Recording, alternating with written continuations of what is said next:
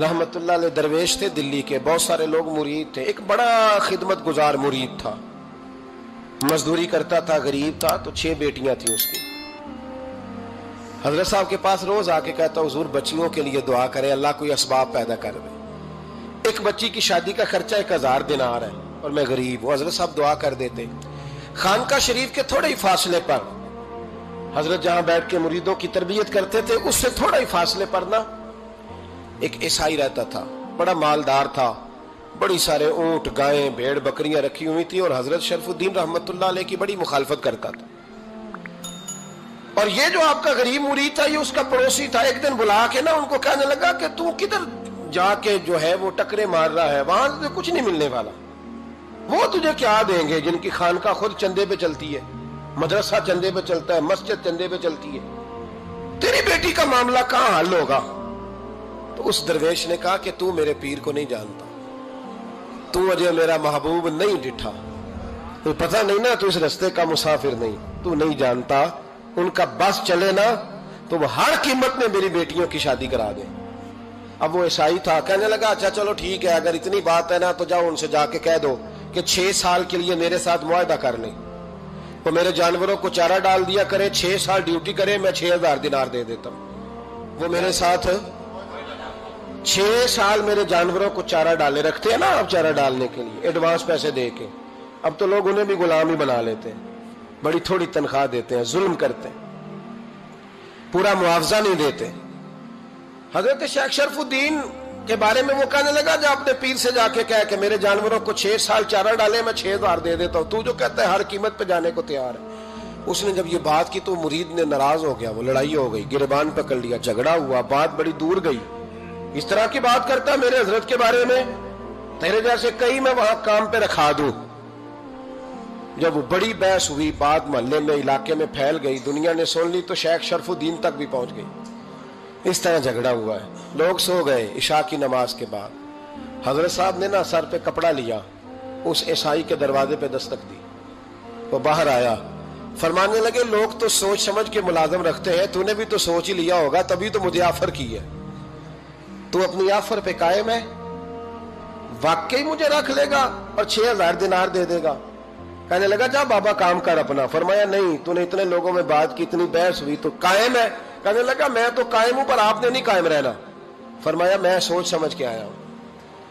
اس نے کہا آپ ڈیوٹی کریں گے، بحثوں کو چارہ ڈالیں گے؟ فرمایا ایک شرط، بس جب اذان ہو جائے نا تو مجھے رب کی نماز پڑھنے کی اجازت دے دینا، باقی صبح و شام جو تو کہے گا۔ اگر اس غریب کی بیٹیاں بیائی جائیں تو مجھے اور کیا چاہیے، اس کی 6 بیٹیوں کا بوجھ ہے اس کے سر پہ، تو مجھے رکھ لے۔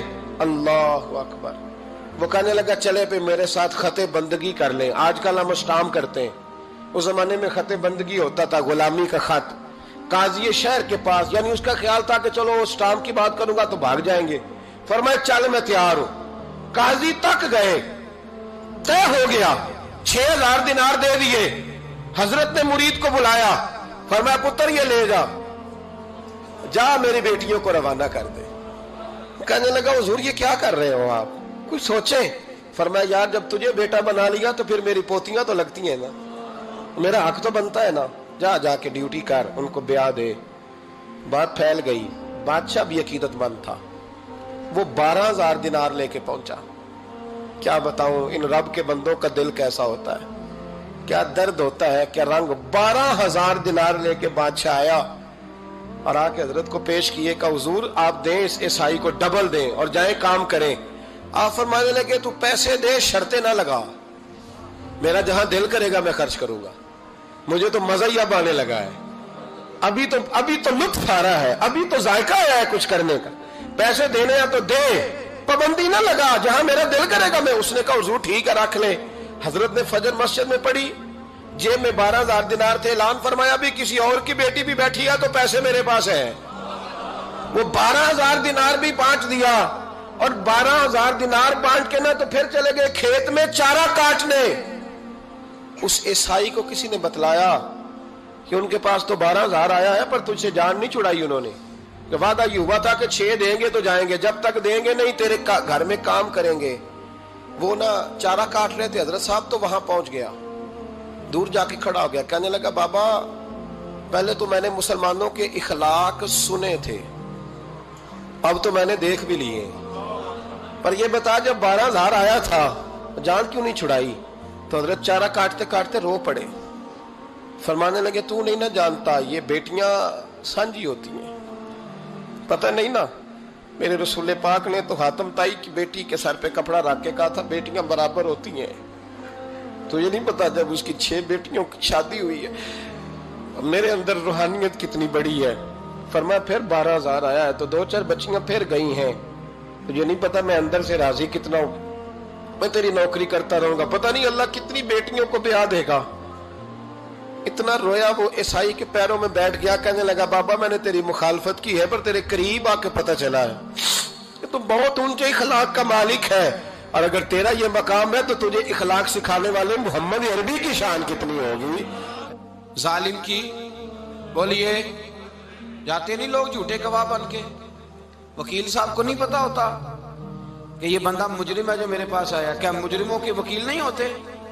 بولے تو اس کو پتہ نہیں ہوتا وکیل صاحب کو کہ یہ صاحب مجرم ہے، میرے پاس مقدمہ لے کے آئے، اور اگر بے ادبی نہ ہو جائے تو میرا خیال ہے قاضی عدالت کو بھی پتا ہوتا ہے کہ مجرم کون ہے اور مظلوم۔ میرے نبی پاک صلی اللہ علیہ وسلم نے اس قدر زیادہ سختی فرمائی اس مسئلے میں، فرمایا جس کو پتا تھا کہ فلاں آدمی ظالم ہے، ظلم کر رہا، پھر وہ ظالم کا گواہ بنا یا اس نے ظالم کی مدد کی، کتنی کی؟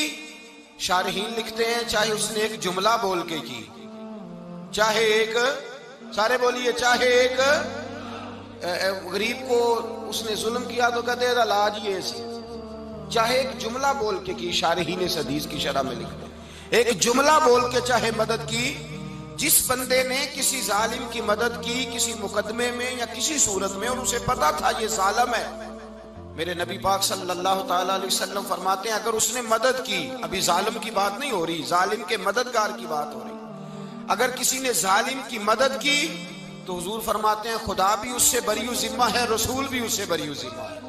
سنبھال کے رکھے اپنی نمازیں، قربانیاں، حج، زکوٰۃ سنبھال کے رکھے۔ اگر ظالموں کا مددگار ہے، الیکشن آ لینے دے، آپ کو نظر آ جائے گا کون کون ظالموں کا مددگار ہے، نظر آ جائے گا۔ اپنی جیب سے لوگ پیسے دے کے ظالموں کی مدد کریں گے، ان کے فلیکس چھپوائیں گے، بورڈ لگوائیں گے، جیبوں سے پیسے دے گے۔ ہم نے خود آگ لگائی ہے چمن میں اپنے، بے سبب گردشی ایام کو الزام نہ دو، ہم نے خود نور کا ظلمت سے کیا ہے سودا، کر کے توہین سحر شام کو الزام نہ دو۔ ظالموں کے مددگار میدان میں آ گئے، یہ چھوٹا لفظ نہیں، میرے حبیب پاک صلی اللہ علیہ وسلم نے فرمایا جو ظالم کا مددگار ہے سن لے جو سجن کے ساتھ کچہری جاتا ہے، وہ یاد رکھے جو دوست کا گواہ بنتا ہے، وہ یاد رکھے جو کہتا ہے میں مانگی گیا تھا، مجھے بلایا گیا تھا قبضہ چھڑانے کے لیے کسی غریب بیوہ کی جائیداد پہ، وہ سن لے تو مدد کر کے نہیں آیا، تو خدا کے ذمے سے نکل گیا ہے۔ رسول پاک نے فرمایا تیرا میرا تعلق ختم ہو گیا، تو ظالم کا مددگار ہو گیا، پھر تو کہتا میں بے چین ہوں، میں بے قرار ہوں، میں آزمائش کا شکار ہوں، پلٹ کے دیکھ تو صحیح تیرا گناہ کتنا بڑا ہے۔ میرے نبی پاک صلی اللہ علیہ وسلم کا ایک اور فرمان سن لیں، ابن ماجہ ابو داؤد میں موجود ہے، اس حدیث کو آپ نے یاد کر لینا ہے، کر لیں گے انشاءاللہ، سارے کہیے انشاءاللہ، کر لیں گے یاد۔ حضور صلی اللہ علیہ وسلم نے فرمایا اگر تو ظالم کی مدد کرے گا نا، یہ لفظ دل کی تختی پہ لکھ لینا، یہ مکافات عمل ہے، مکافات عمل دنیا، ادھر کرو گے تو ادھر بھرو گے۔ فرمایا اگر تو کسی ظالم کی مدد کرے گا، سن لے حضور کا فرمان ہے، اگر تو ابن ماجہ ابو داؤد سیاہ میں موجود ہے، فرمایا اگر تو کسی ظالم کی مدد کرے گا تو رب تعالیٰ مرنے سے پہلے پہلے تیرے اوپر بھی ظالم کو مسلط کر دے گا، تیرے اوپر بھی ایک دفعہ ظلم ضرور ہوگا اگر تو ظالم کی، وہ کسی صورت میں بھی ہو سکتا ہے، کسی صورت میں بھی، تیرا بیٹا ہی اٹھ کے ظلم کر دے گا، تو الجھ جائے گا، کسی نہ کسی جگہ تیرے لیے تباہی کا سامان ہوگا، تیرے اوپر ظلم ہوگا، اس لیے کہ تو ظالموں کا مددگار ہے۔ چاہیے یہ تھا کہ تو مظلوم کی مدد کرتا، انسانی ایمانی یقین کا فریضہ سر انجام دیتا، تو ظالموں کا مددگار ہو گیا۔ ٹٹول کے دیکھ لیں، رزلٹ نکال کے دیکھ لیں، ہمارے زمانے میں ظالموں کے مددگار زیادہ ہیں، اتنی لمبی زبانیں نکال کے ظالموں کی مدد کرتے ہیں، بڑے بڑے کالم نویس اللہ نے انہیں قدرت دی لکھنے کی، تو اپنا قلم ظالموں کی مدد میں خرچ کرتے ہیں۔ وہ لوگ جن کو اللہ تبارک و تعالیٰ نے قدرت دی، ہمت دی، طاقت دی، کچھ لوگ ان کے حلقہ احباب میں، وہ اپنے لوگوں کو استعمال کر کے ظالموں کی مدد کرتے ہیں، ظالموں کی مدد کرتے ہیں۔ میرے نبی کریم سید عالم نور مجسم صلی اللہ علیہ وسلم نے فرمایا اگر تو نے ظالم کی مدد کی تو جب تک تو توبہ نہیں کرے گا رب تجھ سے ناراض ہی رہے گا۔ اللہ تجھ سے، او بھائی جس سے رب بھی ناراض ہو گیا، نہ کھانا نہ پینا نہ سونا نہ جاگنا نہ نیند، پھر تیری ہر چیز تیرے لیے آزمائش ہو جائے گی، پھر تیرا سایہ بھی تیرے لیے خوف کا سامان بنے گا، پھر زندگی جیتی جاگتی لاش بن جائے گی، تو اپنے کندھوں پر اپنی میت اٹھائے پھرے گا جب تو ظالم کا مددگار ہوگا۔ اور نبی پاک صلی اللہ علیہ وسلم نے فرمایا ظالموں کا مددگار بھی ظالم ہوتا ہے، ظالموں کا مددگار بھی، سارے بولے ظالموں کا مددگار بھی نہیں، کو نہیں، آپ سارے نہیں بولے، ایک دفعہ بولے ظالموں کا مددگار بھی، پکی بات ہے، ظالموں کا مددگار بھی۔ اللہ اکبر، جس کا یارانہ ہو، جس کا دوستانہ ہو، جو کہے میں نے نا اس کو اوکھے ویلے کے لیے ظالم کو یاد رکھا ہوا ہے۔ کبھی مشکل میں رکھے نہیں ہوئے لوگوں نے ظالم دوست، کہتے میں نے رکھے ہوئے ہیں، بلکہ ہمارے دیہات میں تو کہتے ہیں میں نے بازو بنائے ہوئے ہیں۔ کس کو بازو بنا لیا؟ ظالم بھی کبھی بازو ہوتا ہے، جو ظلم کی تلوار لیے میدان میں کھڑا ہے۔ قارون، حامان، فرعون، نمرود کا حال نہیں لوگوں نے دیکھا؟ اپنے زمانے میں آپ نے کتنے لوگ نہیں دیکھے جن کے سائے سے، آواز سے لوگ کانپتے تھے؟ پھر پولیس کی گاڑیوں میں وہ اس طرح مردہ پڑے کہ دنیا نے تماشا دیکھا ان کا۔ یہ رنگ ہم نے دیکھے نہیں اپنے آنکھوں سے۔ فرمایا ظالم کا مددگار بھی، جو کار میں بٹھا کے لے کے گیا وہ بھی ظالم، جس نے چائے پلائی وہ بھی، جس شخص نے کھانا کھلایا وہ بھی، جو کچہری تک ساتھ گیا وہ بھی، جس نے فلیکس کے نیچے بڑے شرابی کے نیچے چھوٹی اپنی فوٹو لگائی وہ بھی، جو ووٹ کی پرچی ڈالنے گیا وہ بھی۔ کہہ دینا باہر نکل کے کہ حضرت صاحب نے سیاسی تقریر کی ہے، کہہ دینا، پر بات تو سچی ہے نا۔ خو کرے ہم تو سے تھوڑا سا گلا بھی سن لے، خو کرے ہم تو سے تھوڑا سا بھی گلا۔ امام مالک کے پاس ایک بندہ آیا، اس نے کہا حضور میں درزی ہوں، ایک ظالم بادشاہ مجھ سے کپڑے سلواتا ہے، میں تو ظالموں کا مددگار نہیں نا۔ ایک ظالم بادشاہ مجھ سے، حضور میں تو مددگار نہیں نا ظالموں کا، جو فرمایا ظالموں کا مددگار بھی ظالم ہوتا ہے، تو کپڑے لے کے آتا ہے میں سی کے دے دیتا ہوں، ذمہ داری نہیں۔ یہ ایک آدمی دکاندار ہے، اس سے کوئی بندہ چیز خریدنے آئے گا تو تھوڑی کہے گا میں نے نہیں دینی، تو دے گا۔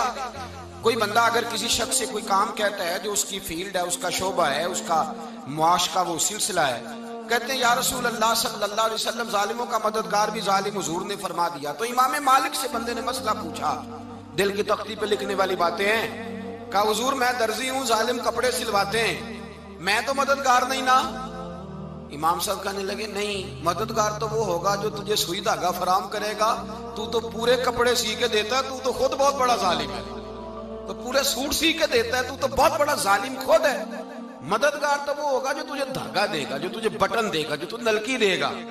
جو ظالم سے اتنی نفرت ظلم کر کے بندہ ہے، یہاں تو ہمارے زمانے میں ہیرو بن جاتے ہیں لوگ، ظالم ہیرو ہے، لوگ اس سے ڈرتے پھرتے ہیں، گھومتے پھرتے ہیں، اور بہت سارے کم مزاج لوگ اس کے پیچھے ہاتھ باندھ کے پھرتے ہیں۔ ظالموں کی مدد کرنا، ظالموں کے ساتھ رہنا، یہ ظلم ہے، ظلم، یہ زیادتی ہے۔